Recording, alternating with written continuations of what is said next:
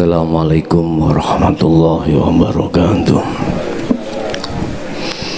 Ila hadratin Nabil Mustafa Rasulullah sallallahu alaihi wasallam wa ala alihi wa azwajihi wa dzurriyyatihi wa qurrabatihi wa ahli baitihi wa ashabil kiram wa ila jami'il anbiya wal mursalin wal awliya wasyuhada wassalihin wattabi'ina tabi'ina ila yaumiddin, khususan ila jami'i masayikhi ila muntahum wa ila abaina wa ummatina wa azdatina wa masyaikhina wa auladina wa azwazina wa dzurriyyatina wa ahli baitina wa jami'i man tabi'ana, khususan ila jami'il arwah fi hadhil majlis wa ghairuhum sayyulillahi lana wa lahumul fatihah.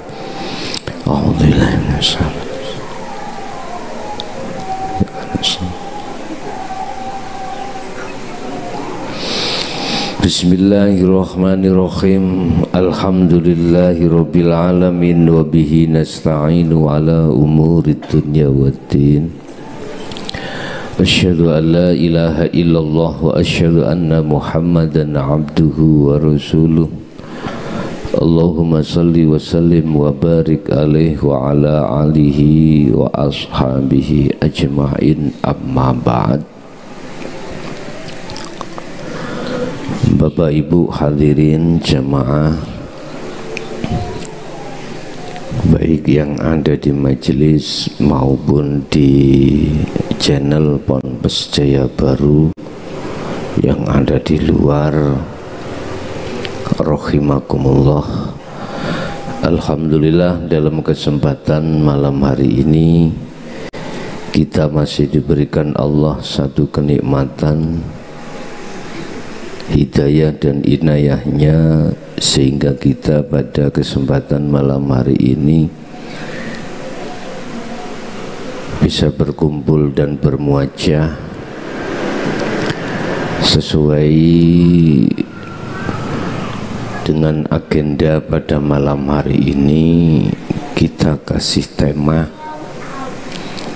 apakah di dunia ini Allah bisa ditemui? Ini pertanyaan sekaligus sebagai tema kami pada malam hari ini. Apakah di dunia ini Allah bisa ditemukan atau ditemui? Kalau toh adoan ruhaniyah itu dijamin, alam di mana ruhaniyah itu tidak atau belum bersinggungan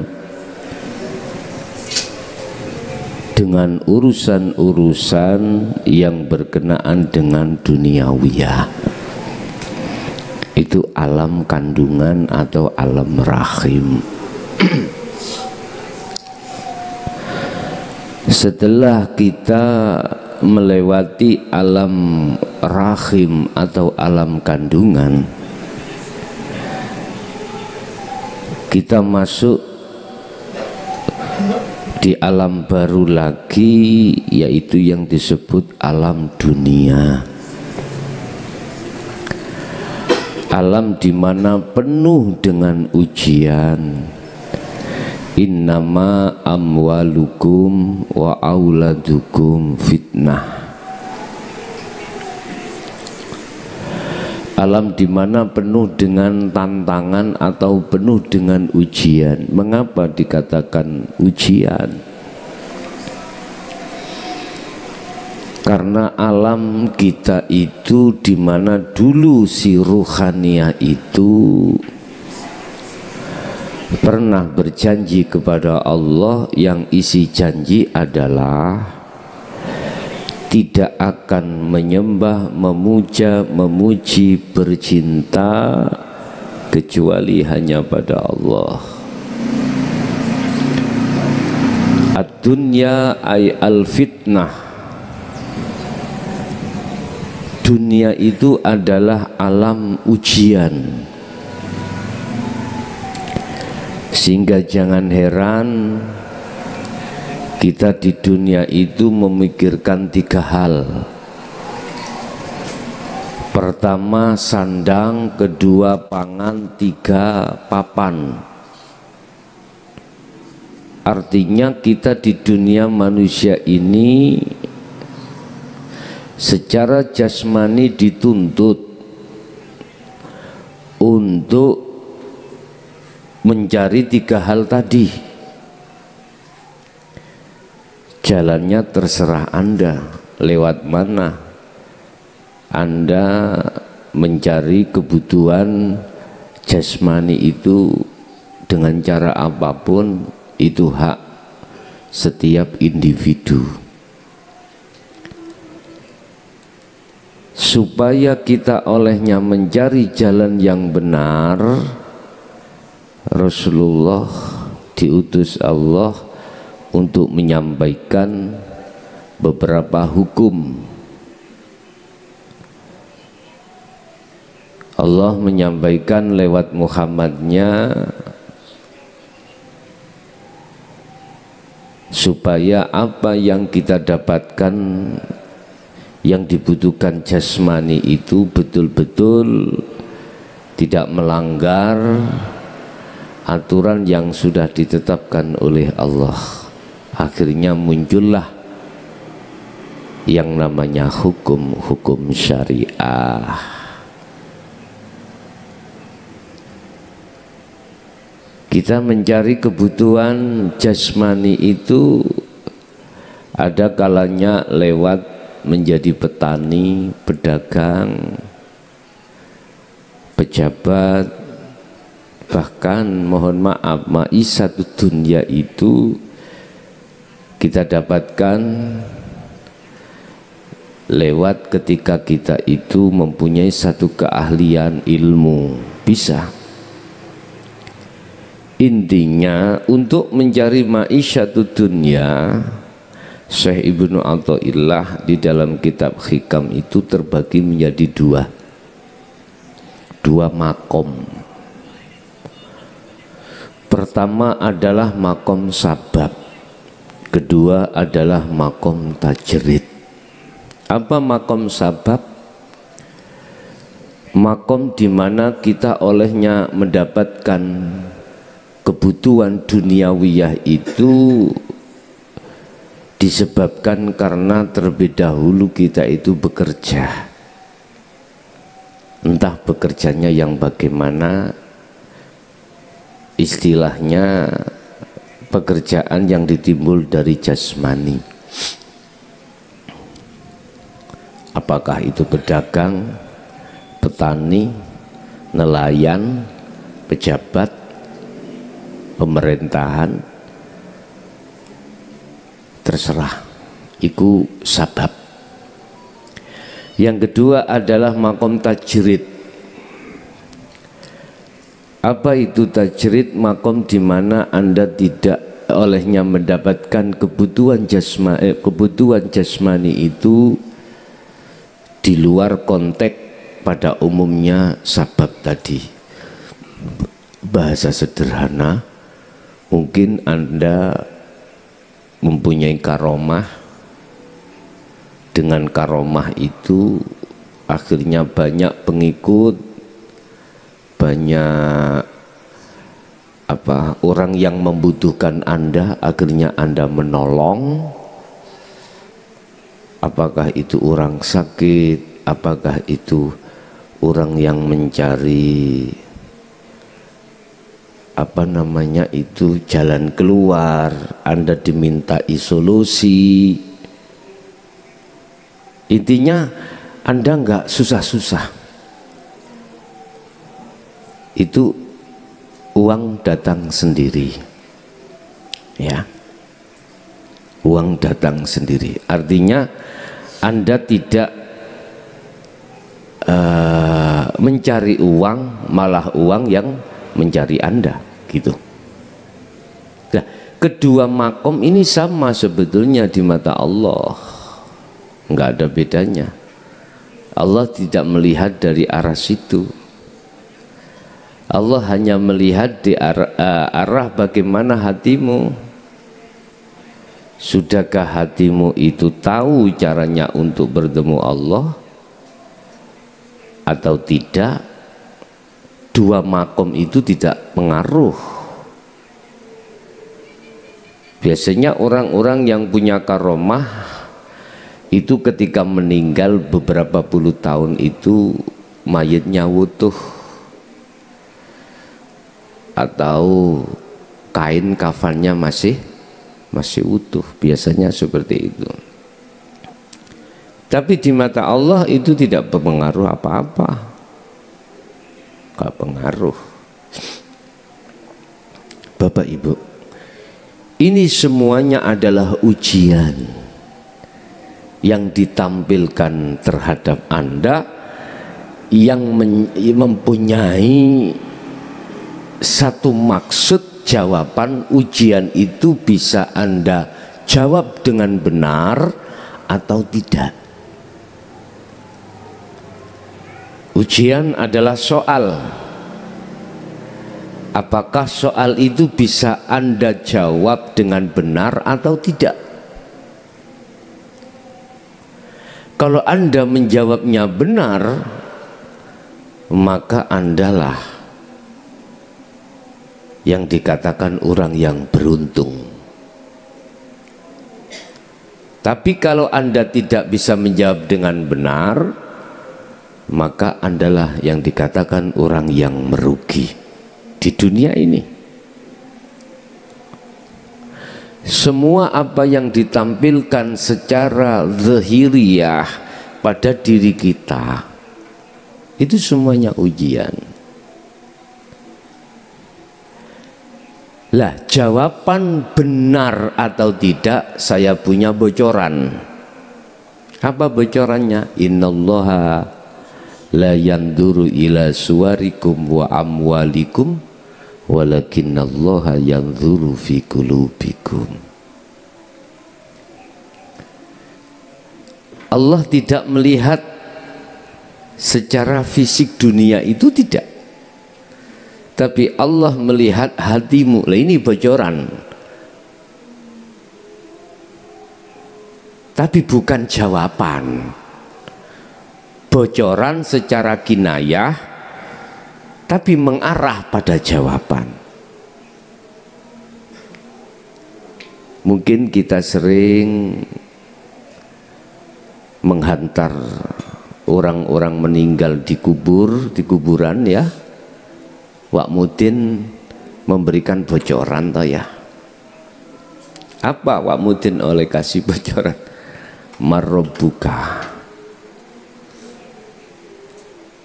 Allahu Rabbi. Hei si fulan, Anda mau didatangi dua malaikat mungkar nakir, Anda akan ditalkin, Anda akan ditanya dengan beberapa pertanyaan. Apabila kau bisa menjawab, maka kau tergolong orang yang beruntung. Tapi kalau tidak, maka kau tergolong orang yang merugi. Apa bocorannya? Siapa Tuhanmu? Jawablah Allahu Rabbi, Allah iku Tuhanku. Ikulah bocoran awak mudin yuk. Kan belum ditanya, sudah diberi bocoran. Tinggal mayite budek apa ora. Nek mayite budek, walaupun kau kasih sound system, ya ora krungu. Sebetulnya Bapak Ibu, mukhatabnya itu kita yang takziah iki lho. Kita diingatkan, siapa Tuhanmu? Allah. Tapi bukan maksudnya Allah nama. Ringkas kata, wa'mudin iku ngejak kita sebagai orang yang takziah itu lekas kembali kepada Allah, begitu. Di dunia penuh dengan ujian, kembali lagi. Siapa yang bisa menjawab ujian di dunia ini, dia tergolong orang yang beruntung. Tapi bila mana tidak bisa menjawab ujian ini, tergolong orang yang merugi. Qad khasiral ladzina kadzdzabu biliqa'illah. Surat Al-An'am ayat 31. Kalau enggak salah seperti itu. Dikatakan orang yang merugi, dikatakan orang yang sengsara, yaitu orang yang tidak bisa menjawab satu persoalan. Tapi ayat itu tidak artinya begitu, substansinya itu. Itulah orang-orang yang mendustakan akan pertemuan terhadap Allah. Ya. Qad khasiral ladzina kadzdzabu, sungguh merugi orang-orang yang mendustakan. Kadzdzabu, mendustakan, sapa alladzina biliqa'illah, kelawan bertemu terhadap Allah. Ini jawabannya.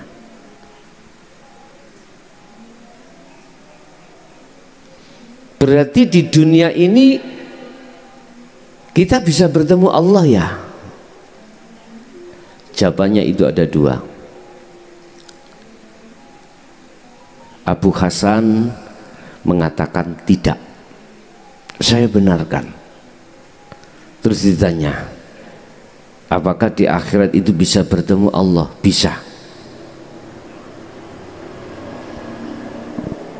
Abu Hasan iku jawab, Abu Hasan iku orang yang alim, Pak. Ya. Dia menjawab, di dunia ini tidak bisa Allah ditemui. Itu sudah benar, Pak. Maksudnya di dunia ini yang bagaimana? Ini yang perlu kita urai. Terus ditanya lagi, apakah di akhirat Allah bisa ditemui? Bisa. Berarti dari jawaban Abu Hasan iki, Allah hanya ditemui, bisa ditemui di akhirat. Terus akhirat di mana? Ini yang harus kita pahami juga. Setelah kita masuk di dalam alam dunia, kita keluar dari alam dunia, kita dimasukkanlah alam barzah. Siapa yang dimasukkan alam barzah? Lah ini nanti juga menjadi satu pembicaraan kami. Setelah itu datanglah alam akhirat, ila yaumi yub'atsun. Dia akan dibangkitkan, dikeluarkan dari alam barzah setelah hari kebangkitan apa? Yaumis sa'ah, hari kiamat. Pandangan orang ahli hijab dengan ahli syuhud, ahli syariat dengan ahli makrifat beda, Pak, tentang alam ini. Kalau ahli syariat, ahli hijab mengatakan alam dunia ini dhahiriyah iki. Alam akhirat besok kalau sudah mengalami dunia ini kiamat. Itu pandangan syariah dan itu tidak bisa dibantah miturut hukum syariah. Dasar Quran, Banyak sekali yang menerangkan tentang itu. Bapak Ibu, kembali saya akan membahas tentang alam dunia. Berangkat dari jawaban Abu Hasan, ketika di dunia ini Allah tidak bisa ditemui.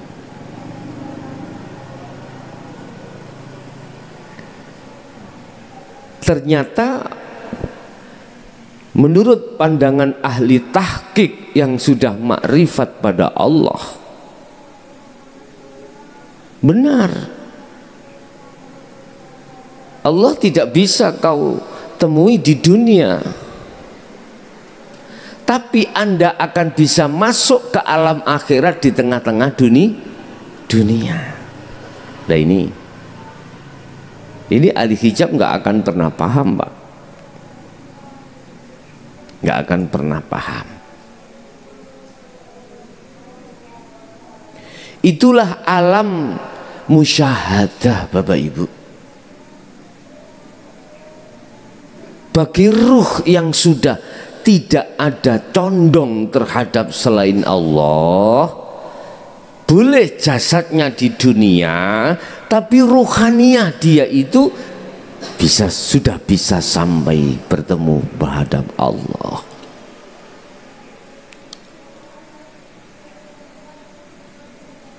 Bisa bertemu pada Allah. Di saat dhahiriyah ahli syuhud iki mau bermacam-macam apa aktivitas yang dihadapkan oleh Allah yang sebagai pertanyaan, beliau bisa menjawab. Apa jawabannya?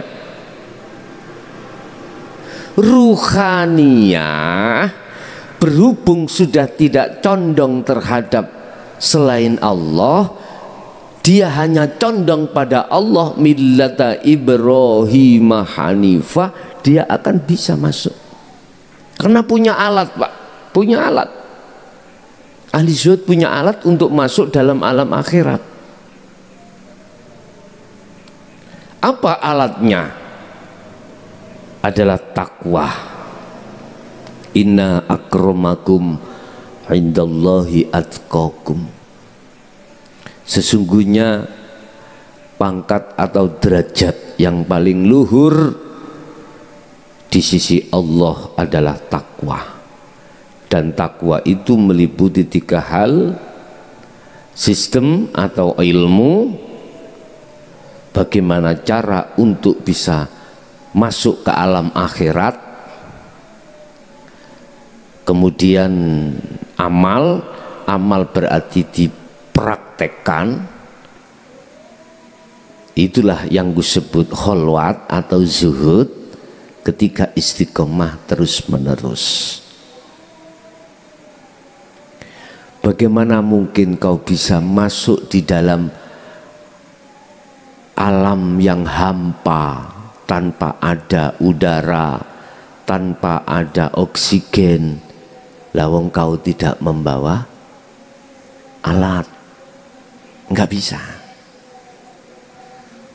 Kau masuk di dalam lautan, tapi kau tidak membawa oksigen, bagaimana mungkin bisa masuk? Matilah kau, karena nggak bisa bernafas kau. Tapi bagaimana mereka yang membawa alat, dengan mudahnya dia tenggelam, dia bisa melihat apa di dalam lautan, dan itu dia tidak mati. Lalu kita nggak punya alat, ya nggak mungkin bisa masuk di akhirat ketika jasad ada di dunia. Nggak bisa, Pak. Nggak bisa.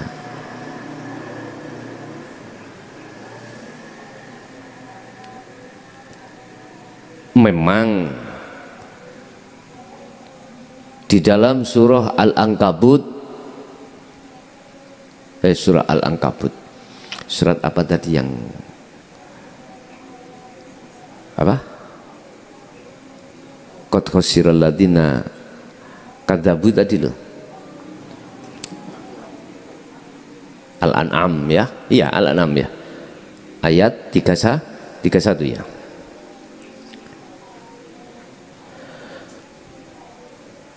Bagaimana kau bisa masuk ke alam akhirat untuk bertemu Allah, lah wong kau tidak mempunyai alat untuk masuk. Akhirnya apa? Kadzabu biliqa'illah. Apa? Mendustakan, gak percaya. Karena dia memakai sistem akliyah, memakai akal, tidak mau memakai sistem iman. Akhirnya nggak bisa Pak. Akal itu masuk di dalam Sidratul Muntaha Mustawa, nggak bisa. Kalau bisa, mengapa malaikat Jibril itu nggak ikut Muhammad ke Sidratul Muntaha? Nggak bisa. Makanya akal kudu diletakkan. Makanya saya sering mengatakan, kalau kau sudah ingin belajar untuk takarrub menuju dan bertemu terhadap Allah dengan materi jaya baru, lepasan atributmu. Kalau tidak kau lepas atributmu, nggak akan bisa masuk kau. Akalmu delen, akalmu letakkan. Terima ajaran ini dengan iman, baru Anda tidak akan pernah protes. Ingat, ketika Nabi Musa ingin berguru mempelajari ilmu Allah terhadap Nabi Khidir, sudah diingatkan. Musa, ini Nabi Khidir berkata, kau tidak akan pernah bisa menerima apa ajaran dari aku ini selama kau masih memegang teguh dengan ilmumu. Apa yang dimaksud ilmumu itu? Ilmu wawasan tentang hukum syariah. Nggak bisa apa Musa, kau tidak akan pernah sabar, kau tidak akan pernah mengikuti aku. Oleh karena Nabi Musa mekengkeng, tahu mekengkeng ya? Apa ya? Memaksakan diri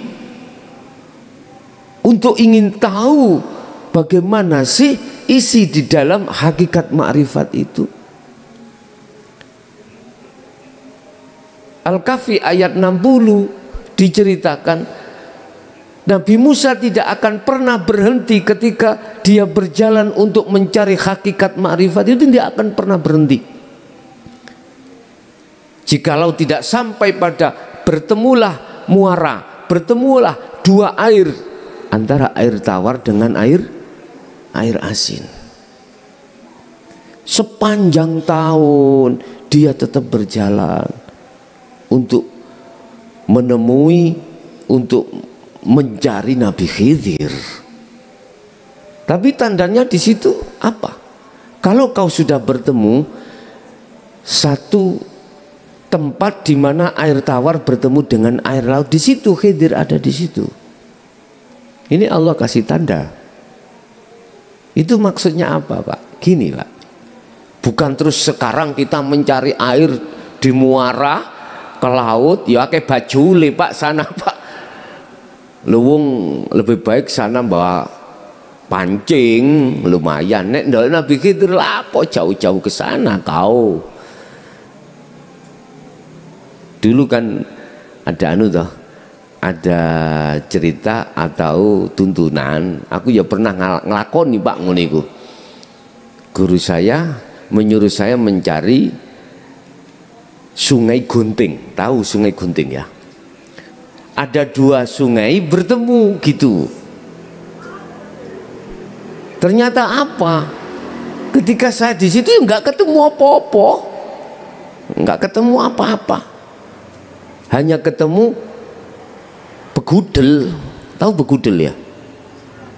Air yang pusaran-pusaran. Dikatakan Khidir di situ. Tenggelamlah kau masuk di situ ya, bongkong ora iso ngelangi. Ternyata bukan itu maksudnya, Pak. Apa maksudnya? Anda ini Anda ini selama kita itu kuat syariat kita, terus di dalam hatimu ada keinginan untuk bertemu Allah, kau mencari guru. Guru akhirat inilah yang kumaksud. Itulah pertemuan dua muara, dua air, antara hukum syariat dengan hukum hakikat ini. Berarti itulah Khadir. Anda sudah bertemu Khadir itu. Kalau Anda hatimu tidak protes, tidak protes, tapi sudah wajar Anda awal-awal mendengarkan keterangan-keterangan ini mesti protes.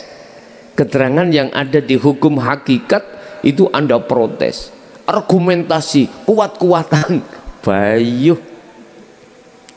Itulah fakta yang terjadi. Nabi Musa argumentasi dengan Nabi Khidir. Kalau nggak percaya, Musa, kau ikuti aku, coba ayo ikuti aku, kau pasti tidak akan sabar. Dihadapkanlah pelajaran di mana beliau Nabi Khidir membocori kapalnya orang kampung yang menghantarkan menyeberang. Oleh karena Nabi Musa memakai hukum akal syariat, salah Khidiri, salah kau, kena pasal 170 kau. Pengrusakan. Nabi Musa kekeh dengan keimanan dirinya, mengatakan bahwasanya Khidir itu salah.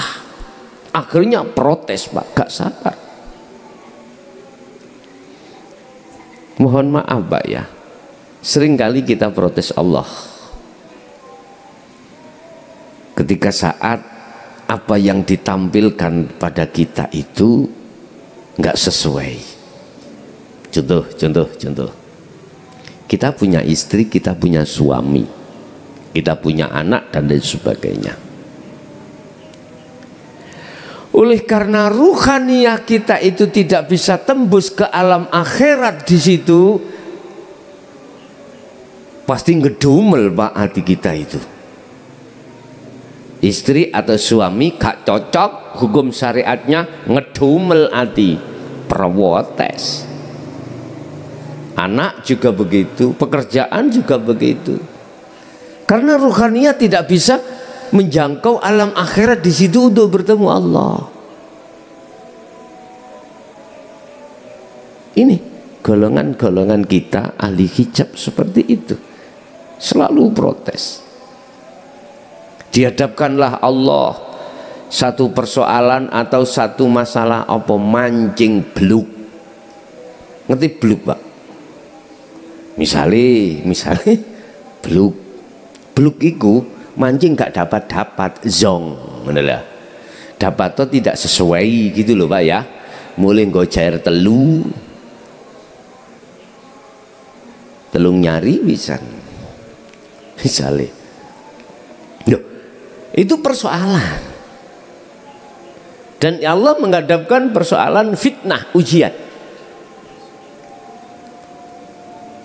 Bagi ahli zuhud pasti mementingkan bagaimana saya bisa masuk ke alam akhirat di situ. Itu tentunya ruhaniyah, Pak, bukan jasmani. Ruhaniyah bisa masuk ke alam akhirat dan bertemu Allah di situ. Oleh karena kita sebagai ahli hijab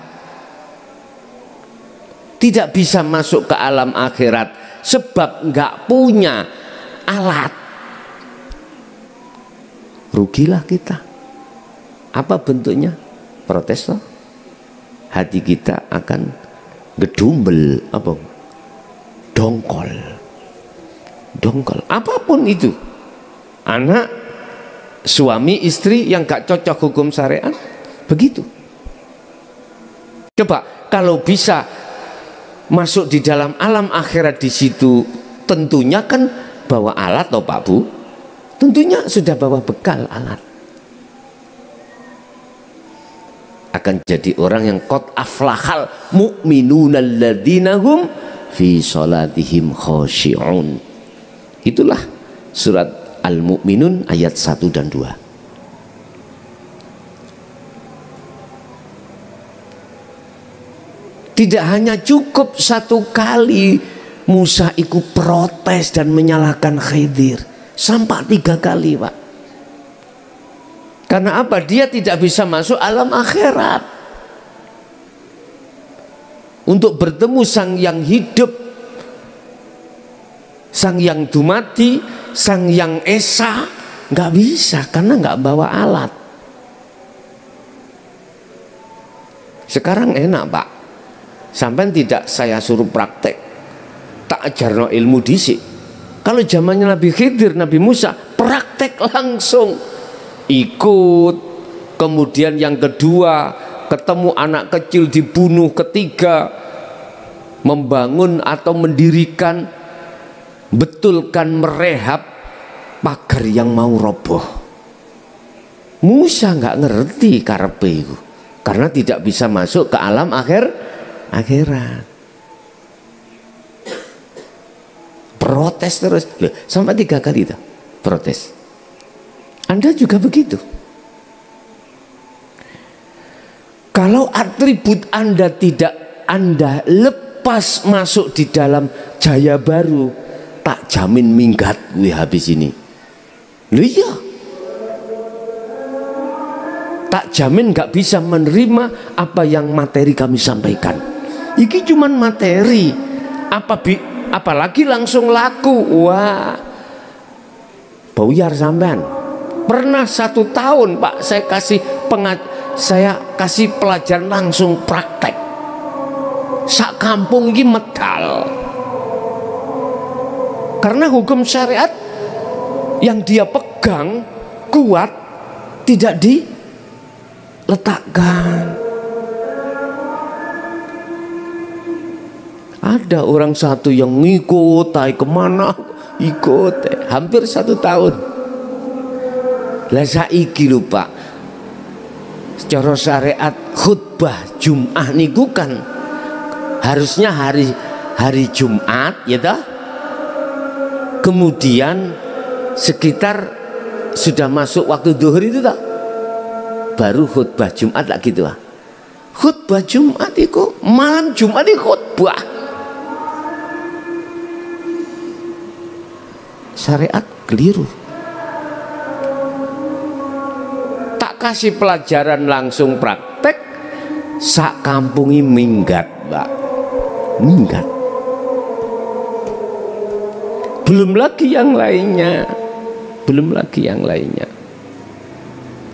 Itulah nanti Anda akan tahu jawabannya ketika saat Anda sudah bisa masuk ke alam akhirat untuk bertemu Allah. Siapa yang bisa masuk ke alam akhirat? Dialah golongan-golongan yang dikehendaki Allah, yaitu para kekasih Allah. Ala inna awliya Allah la khaufun alaihim walahum yahzanun. Itu para kekasih. Siapa kekasih Allah? Dialah kekasih Allah yang sudah bertemu Nabi Khidir. Bertemu Khidir, maksudnya apa? Apa Nabi makhluk? Bukan. Imanmu itu sudah klik dengan hukum hakikat, berarti itulah maksud Anda sudah bertemu Nabi Khidir.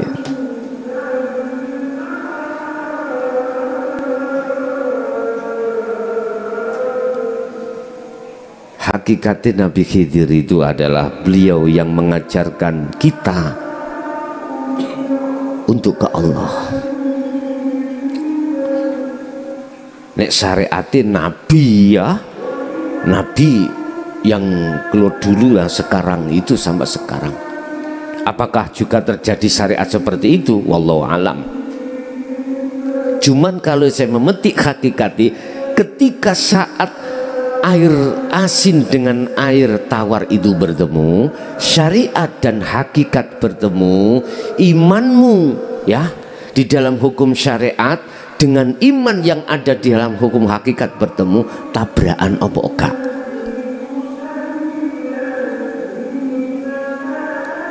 Kontradiksi apa enggak Anda? Kalau Anda kontradiksi berarti hakikatnya kau belum bertemu Nabi Khidir. Walaupun itu tadi hakikatnya Anda sudah bertemu, otomatis Anda itu bisa menerima ajaran-ajaran di dalam dinul haq ini. Disitulah Anda sebetulnya itu mempunyai guru Nabi Khidir kuwi. Tanda hatimu bisa menerima ajaran beliau. Apa? Ajaran ilmu hakikat menuju makrifat pada Allah. Iki hakikatnya Anda sudah bertemu Khidir. Hakikatnya memang benar, dunia ini Anda tidak akan pernah bertemu Allah. Tetapi bukan berarti dunia ini belum ada akhirat. Sudah, tinggal pertanyaannya, Anda jasmani ada di dunia, rohani menjadikan dunia jadi akhirat, itu bagaimana? Nah ini nanti tidak ada kontradiksi antara syariah dengan hakikat. Makanya laku 4 yang keempat itu kan saya katakan if'alu asyari'ata bil haqiqati ila ma'rifatillah. Jadikanlah hukum syariat, hukum laku dhahiriyah ini menjadi hakikiyah untuk makrifat pada Allah. Hukum dhahiriyah sebagai pertanyaan atau soal atau ujian, jadikan hukum hakikat. Caranya bagaimana? Jangan pernah dalam dirimu merasa dirimu yang melakukan, tetapi tetapkanlah yang melakukan semua apa di dalam dirimu maupun di luar dirimu hanyalah Sang Yang Dumati atau Sang Yang Tunggal. Itulah Allah Subhanahu wa ta'ala. Baru kalau sudah duduk ruhaniyahmu ditajali, Anda sudah dikatakan masuk di dalam alam akhirat. Otomatis bisa bertemu Allah. Makanya Abu Hasan jawabnya benar. Di dunia tidak bisa kau temui, tapi di akhirat baru bisa kau ketemui.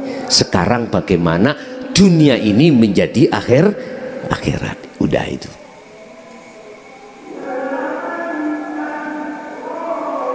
Al-An'am tadi dikatakan sungguh sengsara, rugi orang yang mendustakan pertemuan terhadap Allah. Karena apa? Dia menganggap alam akhirat itu besok setelah duniawiyah ini dihancurkan di dalam apa? Yaumis sa'ah, hari apa? Hari kiamat. Kapan, Pak? Bukan itu sebetulnya, itu secara hakikat. Bagaimana Anda bisa menghancurkan ya dunia-dunia atau selain Allah yang di dalam dirimu itu? Baru itulah kiamat itu sebetulnya itu. Sehingga ini bisa dijadikan sebagai barometer. Barang siapa saat di dunia sudah mengalami, sudah menghancurkan selain Allah di dalam dirinya, maka selamatlah dia nanti bila mana secara syariat datangnya hari kiamat. Itulah yang digolongkan, kata Rasulullah, golongan yang bighairi hisab, golongan yang tanpa dihisab, dihitung. Mengapa tidak dihitung? Karena tidak ada perkara yang diakui dalam dirinya. Semuanya ditajalikan. Yang memiliki, yang berlaku semuanya adalah Allah. Laksana bagaimana mungkin kau punya dompet nggak ada uangnya, kau itu menghitung. Hitung apa nih bos? Kalau duit kok dihitung. Yang dihitung itu dompet yang ada uangnya baru dihitung, Pak. Hanya karena uangnya dompet kau hitung-hitung, gilalah kau bos, gitu lah. Pun. Hatta idza ja'at humusya'atu bagdatan. Ini secara syariat diterjemahkan, orang ini orang yang mendustakan pertemuan terhadap Allah ini. Kesadaran dia itu nanti bila mana datangnya hari yang mengagetkan. As-sa'ah secara pengertian syariah adalah hari kiamat besok, Pak. Besok dunia ini dihilangkan. Tapi hakikatnya bukan besok, kematianmu itu. Bagdatan apa? Hari yang mengagetkan. Bagdah mengagetkan, mengagetkan kamu. Kematian itu. Jadi ruhaniyah Anda akan terkejut ketika kematian datang. Karena apa dia terkejut, kaget, ketakutan? Karena dia tidak bisa masuk di dalam alam akhirat untuk bertemu Allah karena tidak membawa alat. Makanya saya memberikan materi selama 23 tahun itu adalah untuk kau punya alat, kemudian kau bisa masuk alamnya Allah. Takwa itu, yang ilmu ini tidak ada batasnya. Bapak Ibu hadirin jamaah rahimakumullah. Jadi jawabannya, apakah di dunia ini Allah bisa kita temui? Jawabannya tidak, manakala dunia ini belum kau jadikan akhirat. Allah hanya bisa ditemui di akhirat. Ya, Anda bisa menemui ketika saat jasmani masih di dunia, tapi dunia ini sudah kau jadikan akhirat. Ad-dunya mazra'atul akhirah, kata Rasulullah. Dunia itu adalah tempat bertanam, tanam tanduran. Kalau kau menandur, menanam pohon itu pohon dunia, ya nggak akan mungkin muncul akhirat. Kalau yang kau tanam itu adalah pohon akhirat, maka kau akan bisa menemui akhirat. Apa tanaman dunia ini? Tanaman di mana kau ketika beramalia, ruhaniyahmu itu tidak marifat. Walaupun sholat nek atimu gak marifat, tak peldingi silit kuwi nek sesuk nek nyun sewu ya, nek mati itu akhirat ketemu amaliyah iki buah, enggak bisa. Kurang nemen tak aku ngomong. Ini alam dunia, tanaman dunia ini. Kau sholat karena pahala, kau sholat karena surga. Padahal Allah sudah mengingatkan lillahi ta'ala, hanya karena Allah. Karena Allah itu bagaimana sih? Dalam hatimu sudah tidak ada kau mengakui kau yang melakukan. Nggak ada. Itulah karena Allah. Makanya Syekh Ibnu Athaillah dawuh tentang masalah amaliyah. Al-a'malu suwarun qaimatun. Amaliyah orang-orang sak jagat iki koyok patung. Patung sing gak ana roe. Ya patung kuwi. Mojokerto di Trowulan ada patung Bunda tidur. Coba kamu ke sana. Kau kan nggak punya uang, ke sana minta aja sana. Bunda, uangnya Bunda. Sampak, mohon maaf lo ya. Sampak berpuluh tahun pun Bunda tidur nggak akan pernah memberikan uang. Itu amalia dunia itu seperti itu, Pak. Apalagi amalan dunia dalam hatimu masih ingin dipandang orang, masih ingin dipandang. Sebetulnya kata Rasul, ad-dunya mazra'atul akhirah. tanaman untuk akhirat. Disindir seperti itu, gak paham umat Islam. Karena apa? Karena dia belum ketemu Nabi Khidir. Begitu loh bos, menolak ajaran beliau. Nah, amalia akhirat itu yang bagaimana? Ketika jasmani awakmu itu melakukan apapun tanpa kecuali ini, tanpa kecuali ya, tanpa kecuali. Wa arwahuha suwarun wa arwahuha wujudu siri ikhlas fiha. Itu laksana patung tadi, tapi ono roy, ono roy. Apa roy patung? Apa roy amal? Ikhlas. Apa itu ikhlas? Makrifat Allah. Ikhlas itu Anda tidak merasa dirimu yang melakukan, berarti makrifatullah. Berarti tanduran apa? Pohon apa? Menanam. Bener menanam. Menanam pohon akhirat itu maksudnya adalah kau beramaliyah apapun, tetapi ruhaniyahmu iku makrifat pada Allah. Inilah yang diteruskan oleh beliau Syekh, mengatakan amaliyah didik sedikit, jikalau kau sertakan makrifat Allah, jangan anggap itu sedikit, itu besar dan berbobot daripada amaliyah yang kau anggap banyak tetapi tidak bermakrifat Allah. Contoh ini contoh. Anda kasih sedekah 1 miliar, tapi kau masih mengharap sesuatu, itu berarti Anda hatimu tidak ada ikhlas. Mengharap ya Pak, mengharap. Anda ingin pahalanya, Anda ingin masuk surga, Anda ingin dilihat orang. Ini berarti amal yang tidak ada ruhnya. Lebih baik Anda kasih uang 5.000, tapi hatimu bermakrifat Allah, tidak merasa dirimu yang melakukan. Laksana seperti ini.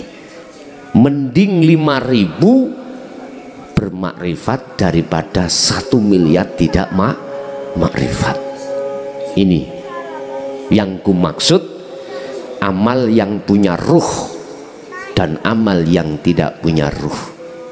Rasulullah memberikan sindiran mazra'atul akhirah. Tanduranmu itu tanduran apa? Tanduran akhirat apa tanduran dunia? Kalau tanduran dunia, akhirnya kau bangga bos, dipuja orang karena dermawan. Kau bangga bos, dipuja orang karena kau ahli ibadah, ahli ilmu dan lain sebagainya. Banggamu itu berarti kau telah menuai dari tanaman yang kau tanam tadi. Di dunia sudah, terus di akhirat bagaimana bos? Ngaplu. Tahu ngaplu ya? Zong ya. Bapak Ibu, kesimpulan, memang siapapun diri kita manakala tidak bisa masuk alam akhirat di dunia ini, maka tidak akan pernah bisa bertemu Allah. Begitu. Oke, kita masuk pada session tanya jawab dan dialog. Barangkali ada yang perlu ditanyakan, kami persilahkan di majelis. Kami silakan.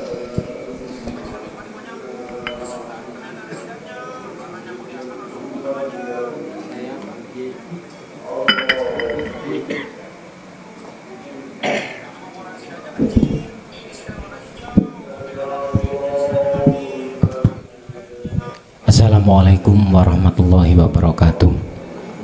Mau ikut bertanya Pak Kiai berkaitan dengan hal bertajalli Pak Kiai. Apakah bertajalli, dalam bertajalli bobotnya bisa sama ekstrimnya, baik bertajalli terhadap hidup yang ada dalam diri kita maupun bertajalli terhadap hidup di luar diri kita, Pak Kiai. Pertanyaan yang kedua, se-ekstrim apa batasan-batasan dalam kita bertajalli dalam hal menguraikan kata-katanya, Pak Kiai? Terima kasih. Assalamualaikum warahmatullahi wabarakatuh. Waalaikumsalam warahmatullahi wabarakatuh. Ketika satu orang itu melakukan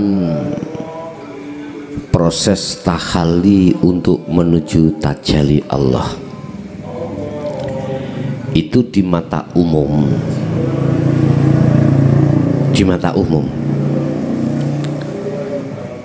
dikatakan sebagai perilaku orang edan. Ini orang umum mengatakan seperti itu. Makanya ketika Musa menganggap Nabi Khidir orang yang miring, tahu miring ya? Wong kita ditolong diantar kok malah dirusak. Wong anak kecil kok nggak punya dosa kok dibunuh. Terus orang kampung tidak menghormat kita kok pagarnya mau roboh kok kita rehab. Sinting itu bahasanya gitu. Nah, kalimat itu sebetulnya adalah ekstrim. Ekstrim buat siapa? Ekstrim bukan buat si pelaku, tapi mereka yang berkomentar. Sebetulnya nggak ada ekstrim, Pak. Dari kita yang sebagai si salik, ya, si pelaku suluk lucu usul Allah, itu nggak ada ekstrim. Manakala lah ini wala yusrik bi ibadati rabbi ahada, manakala kita sudah melepaskan keakuan kita yang melakukan kesuluan itu, melakukan ketajalian bertajali itu, kita lepaskan keakuan kita, baru itu tidak ekstrim. Berarti harus melepas sifat basariah kita sebagai manusia. Tapi manakala kita belum melepas keakuan kita sebagai makhluk yang bertajalli, maka ekstrim juga bagi kita, Pak. Akhirnya di situ ada rasa takut. Takut gendeng lah, takut wis macem-macem. Bahkan dibisiki yang lain, anakku ayu nek kene kok gak gendeng si enom. Kadang seperti itu. Orang dekat kita, kamu mau kemana? Mau ke Jaya Baru Kholwat, misali ya.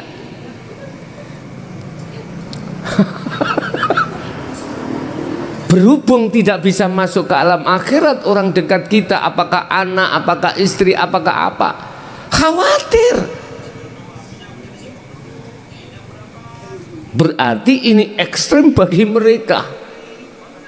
Ekstrim. Akhirnya apa? Kak setuju bos, sampai ada di situ. Masalahnya mereka-mereka yang menganggap ekstrim itu belum bisa melepas teori syariat atau keakuan sifat basariah kita. Akhirnya rasa takut muncul. Makanya saya sering katakan, Anda yang berkholwat secara khusus, ya, manakala Anda dimasukkan Allah di dalam alam mukasyafah, bertemu malakut Jabarut Lahut, jangan takut bos kau. Anda tidak akan pernah takut bertemu malaikat, bertemu begebluk, ya, tahu begebluk ya?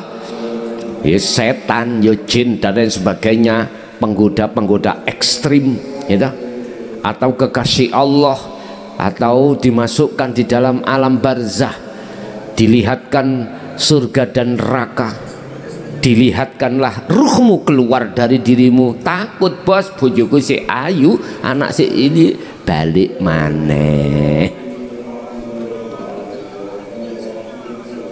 Kau ini diperjalankan Allah. Mengapa kau merasa kau yang berjalan? Makanya kan saya bekali sirul asr toh, untuk menekan imanmu supaya ruhaniyahmu itu hanya beriman, Allah yang berperan. Ketika belum melepaskan itu, keakuan kita, ketakutan kita akhirnya jadi ekstrim. Memang betul Pak. Dan manakala itu memang proses awal, ya nggak apa-apa, nggak salah, tapi saya ingatkan, lanjutkan. Nggak ada apa-apa, enggak. Jangan takut kau. Iya. Sebab kita itu ruhaniyah itu dikeluarkan Allah dari alam dunia. Melewatilah alam kasyaf untuk menuju alam musyahadah. Jangan takut. Kadang kita dihadapkan satu hamparan, tidak ada matahari tapi terang, nggak ada siapa-siapa dan lain sebagainya, sendirian. Itu ada rasa takut. Tidak tampaklah alam-alam yang kita depan, takut kita. Bos, fungsi daripada dzikir sirul asr itu meniadakan iman selain Allah, termasuk dirimu. Lepasan. Siapapun kita kalau belum melepaskan sifat basariah itu mesti takut bos, mesti takut. Takut kita.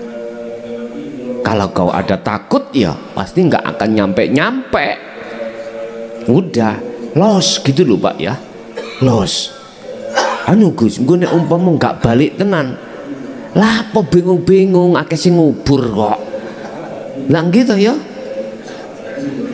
Kesimpulan gampang saja saya, gampang aja.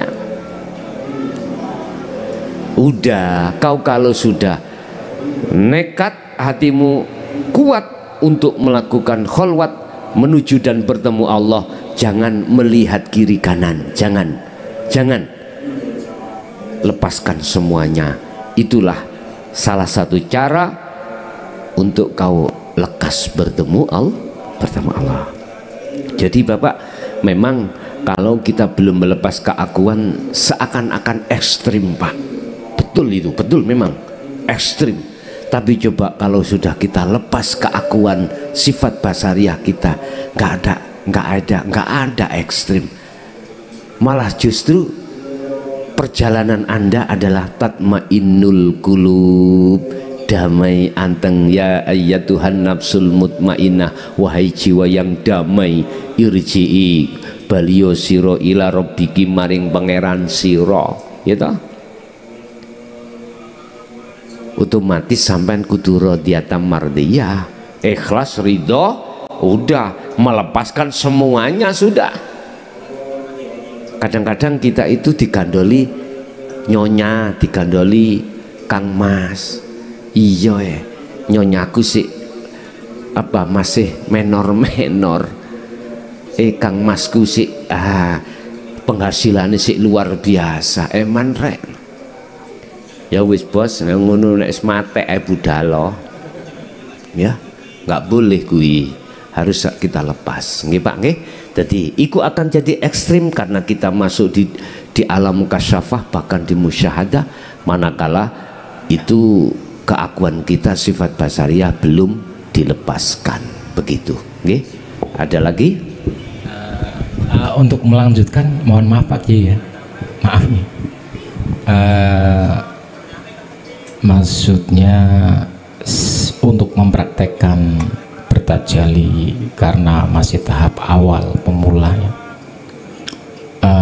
terhadap hidup di luar diri kita. Seumpama saya melihat kucing itu nyolong ikan, dalam bertajali kita harus berkata itu yang nyolong Allah.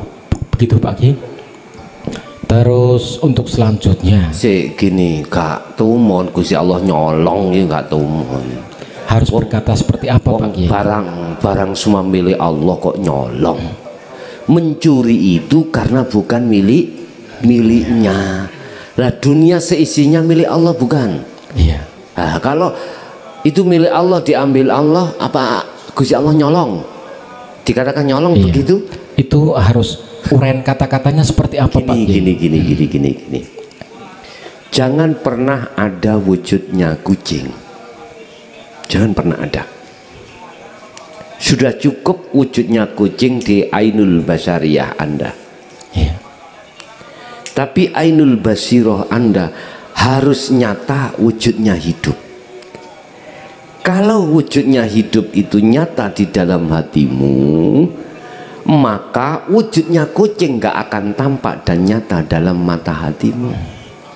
Kalau sudah nyata wujudnya hidup dalam mata hatimu, maka tidak boleh kau mengatakan Gusti Allah iku nyolong. Paham ya? Yang beraf'al iku loh, yang beraf'al, bukan bahasanya nyolong. Nek kucingnya itu mencuri, tapi Allahnya tidak mencuri, jais itu, jais. Yang beraf'al itu loh. Iya. Paham ya? Iya, iya. Terus juga artinya hal-hal seperti itu berarti tidak bisa diucapkan. Oh, tidak bisa. Berkata-kata seperti itu Pak Kiai ya? Nggak bisa. Harus beraf'al ya? Iya. Iya. Terima kasih Pak Kiai. Ya, hanya iman ya, iman yang berkata. Nah, berkata itu bukan berarti diucapkan, bukan. Iya.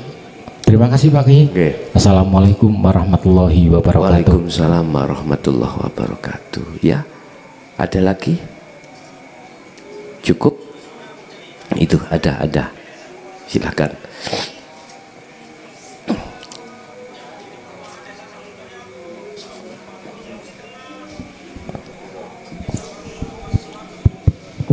Bismillahirrahmanirrahim. Assalamualaikum warahmatullahi ta'ala wabarakatuh. Waalaikumsalam warahmatullahi wabarakatuh.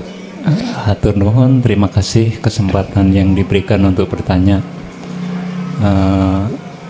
Mbah Kiai Gus Mukhlason, kalau saya mau bukan bertanya materi, tapi bertanya bagaimana pengalaman 23 tahun yang tadi disampaikan, menyampaikan ilmu dinul haq atau sirul asror ini dari semua jamaah.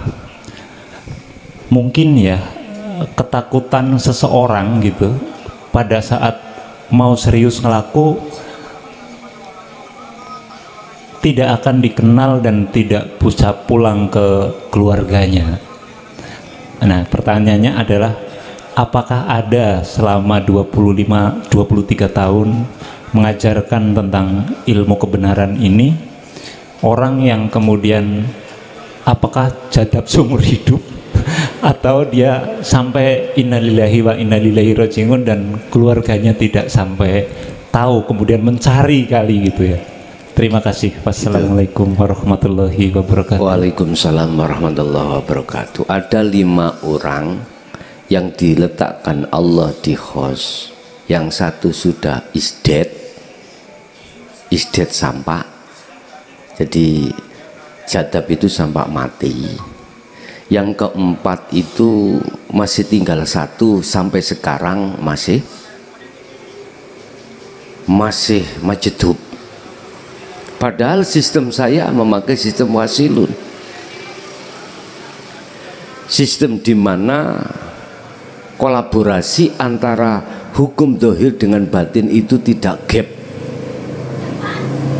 tidak ada kontradiksi. Itu tadi saya katakan, sarengatnya sudah menjadi hakikat, dia sampai ma'rifat pada Allah. Itu sistem wasilun. Tetapi apalah daya, Allah yang memilih untuk diletakkan di khos atau di majedub atau jadab, sekalipun itu kita memakai wasilun. Kita tidak bisa memilih, nggak bisa memilih. Allah sendiri yang meletakkan. Kalau pertanyaannya apakah ada salah satu di antara mereka itu yang tidak diketahui keberadaan oleh orang tuanya atau keluarganya, nggak ada. Cuman sing bongko ono. Lah ini tinggal satu. Jari wong Jawa, jari orang umum durung waras-waras. Kemarin Sabtu kesini minta rokok. Ya udah saya kasih. Nah, udah. Jadi selama 23 tahun ini saya belum pernah ada laporan dari satu keluarga atau keluarganya itu anaknya saya hilang. Belum ada. Cuman kalau kasus Allah memilih ninggoni Majdub itu ada 5. 1 sudah is dead, yang keempat itu yang 1 belum waras, jari wong Jawa, yang 3 sudah sembuh. Sudah artinya jari wong Jawa sembuh. Ngoten iku ketempelan jin Jaya Baru jadi ngono. Bapak Ibu, hujah-hujah yang seperti itu tidak ndalan. Ya, tidak bisa diterima, tidak bisa diterima. Hujah yang mengatakan kebean ilmu, lah ngono toh, yang gitu, atau ketemplean jin, jeniprit utawa jim rois, atau jim apapun gitu ya, itu dalil itu nggak ada hujahnya, nggak bisa diterima. Nggak bisa diterima. Tapi secara akal mereka mengatakan loh iki sudah ketemplean nih, karena katanya dibawa si ahli mukasyafah, oh iki ono jime 3 gak gelem metu mergain jero, jim lanang wedok kelontok jadi gak gelem metu ya ngono. Udah Bapak Ibu, hal-hal yang seperti itu iman yang masih syirik, Pak. Iman yang masih syirik. Saya nggak perlu saya kasih tahu siapa orang itu, nggak saya kasih tahu, nggak boleh memangnya membuka rahasia di antara mereka, begitu ya. Jadi cuman ada 5. Kalau yang di wasilun ya sudah, tinggal wasilunnya itu di kelas mana, fana, kamil dan seterusnya, begitu. Ada lagi? Udah cukup? Iki wae badminton bos, gantian bos. Ya, pun cukup sampai di situ. Alhamdulillah saya masih dikasih Allah untuk olahraga pada malam hari ini. Bentino ora tahu nggak pernah menangi gue. Mulai jam 1 kemarin jam piro dan menyuwangi jam 5 lah. Terus piye? Gus, gak capek Agus sampean. Nek ngomong capek, gak usah ngomong pijetono. Bapak Ibu, nek menurut jasad Pak, nek ngerasakno capek, ya capek, mengeluh. Tapi nggak boleh saya, nggak boleh, ya, nggak boleh karena ini sudah istilah perintah. Apapun itu bentuknya harus saya laksanakan. Apapun kejadiannya di lapangan harus saya terima. Dan itu kami tidak boleh mengeluh. Gak usah mitung-mitung jasmani, tapi tolong sekali lagi kasih kesempatan saya untuk pijet. Apa pijet saya? Badminton. Begitu, kurang lebihnya mohon maaf. Akhirul kalam. Assalamualaikum warahmatullahi wabarakatuh.